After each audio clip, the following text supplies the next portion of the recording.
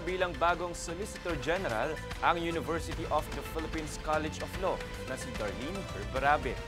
Mismong ang outgoing Solicitor General ang nagkumpirma nitong kamakailan lang. Si Berberabe ay nagsilbing CEO ng Pag-ibig Fund noong 2010.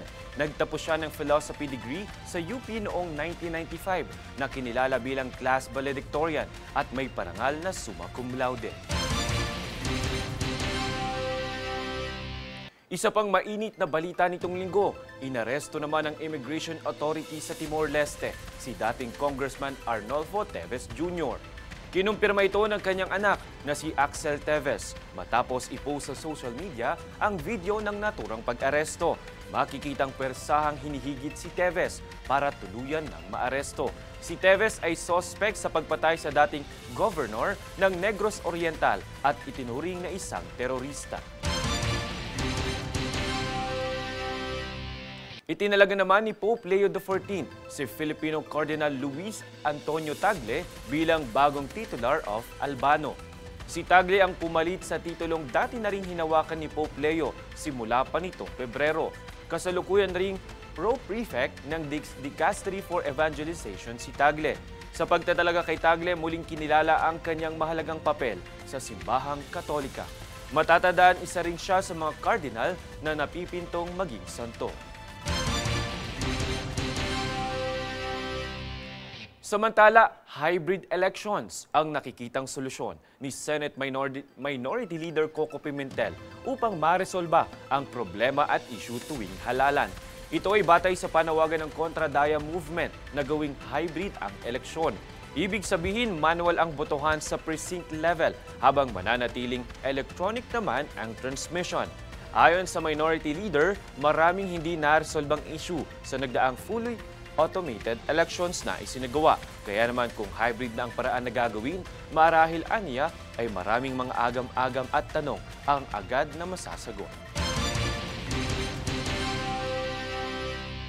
Nagulantang naman ang mga naglalakad na residente at motorista sa biglaang paglabas ng isang babae mula sa imburnal sa kalsada ng Rufino at Adelantado Street sa Legazpi Village sa Makati. Makikita po sa mga larawan na kuha ni William Roberts na lumusot palabas ang babae sa kanal at kaagad na tumakbo na hinabol rin naman ng mga security personnel. Na-recover mula sa imburnal ang ilang gamit tulad ng tela at mga bakal. Pinaniniwala ang isang palaboy umano ang babae at sinasabing ginawa niyang silungan ang kanal. Sa ngayon, sinementuhan na ang nasabing imburnal.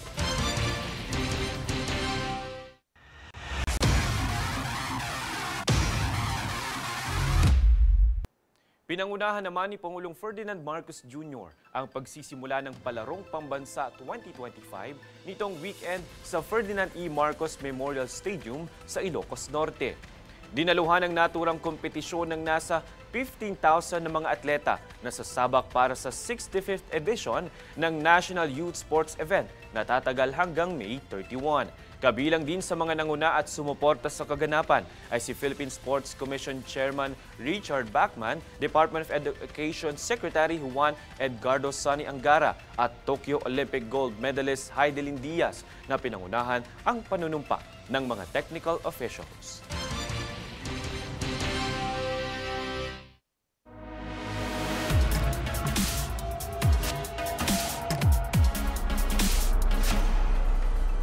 Get ready, fellow Blinks, because Blackpink will be in your area. Inanunsyo kasi ng 4-member K-pop superstar nitong Martes na tampok ang Pilipinas sa kanilang Deadline World Tour. Gaganapin po ang kanilang 2-day Philippine stop sa Philippine Arena November 22 at 23. Ilan sa kanilang biggest hits ay How You Like That, As If It Is Your Last, Bumbaya at Kill This Love. Nasa inyong TV screens ang detalye para sa pre-sale at general selling ng mga tickets. At narito ang recap ng mga nagbabagang balita ngayon. Sa ulo ng mga balita, WHO nagbabala sa panganib ng pagbabalik ng tigdas sa Pilipinas. MMDA binigyang linaw ang ilang patakaran hinggil sa exemption ng emergency vehicles sa NCAP. 20 Pinoy seafarers nakaligtas sa lumubog na barko sa India. Din ng UP Law itinalaga bilang bagong Solicitor General. Former Congressman Teves inaresto ng Immigration Authorities sa Timor-Leste. At Blackpink balik Pinas para sa kanilang Deadline World Tour sa November. Patas at pantay na balita, komprehensibong ulat para sa pulso ng masa. Ito ang News Force.